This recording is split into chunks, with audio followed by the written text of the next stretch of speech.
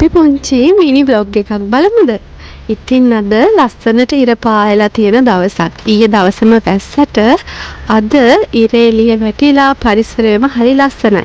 මට හිතුණා දවසේ මොටිවේෂන් එකක් විදියට පොඩි වෙනස් වැඩක් කරලා බලන්න. ඒ තමයි මැයි මාර ප්‍රසංගයේ සමිඳ අයියාගේ කරද මුංගු කරාබු නැටි තේ එක හදලා බලන්න. ඉතින් මම මෙන්න මේ විදියට ඒ තේ එක හදාගත්තා. දවසේ මොටිවේෂන් එකක් විදියට මේ තේ එක බොන ගමන් පොඩ්ඩක් සෝබාදහම රස විඳින්නත් මම අමතක කරේ නැහැ. චුට්ටක් සෝබාදහම රස විඳලා ඊළඟට මගේ දවසේ වැඩ රාජකාරි පටන් ගන්න තමයි තියෙන්නේ. මම ඔන්ලයින් කවුන්සලින් කරනවා, ලෙක්චර්ස් කරනවා, මගේ ගොඩක්ම වැඩ ඔන්ලයින් කරන නිසා මගේ මනසට මම රිලැක්සේෂන් එකක් ගන්න ගොඩක් වෙලාවට නේචර් එකත් එක්ක කනෙක්ට් වෙලා. ඉතින් මේ වලට පේන්නේ මම ඔන්ලයින් පැය 3ක ලෙක්චර් එකක් කරන විදිය.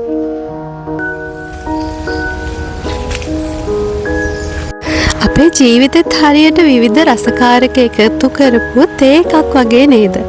එකම විදියට තිබුණොත් ඒකාකාරී වෙන්න පුළුවන්. ඒ නිසා එක එක රසකාරක අලංකරණ යොදලා අපේ ජීවිතේ ලස්සන කරගන්නත් අපි දැනගන්න ඕනේ. නිකන් සීනි තේකල දාලා හදන තේ එකකට වඩා කරදමුංගු කරාබු නැටි වගේම ගම්මිරිස් පොඩ්ඩකුත් එකතු කරන තේ එකක් හදලා ඔයත් බීලා බලන්නකෝ ඒකේ තියෙන වෙනස. මේ තේ එකක් වගේම ජීවිතයත් ඇල්මැරෙන්න බෑ. දෙකම උණුසුම්ව තියෙන්න ඕන. තේ එකක් කියන්නේ පැණි රසම නෙවෙයි. ජීවිතය කියන්නේත් පැණි රසම නෙවෙයි.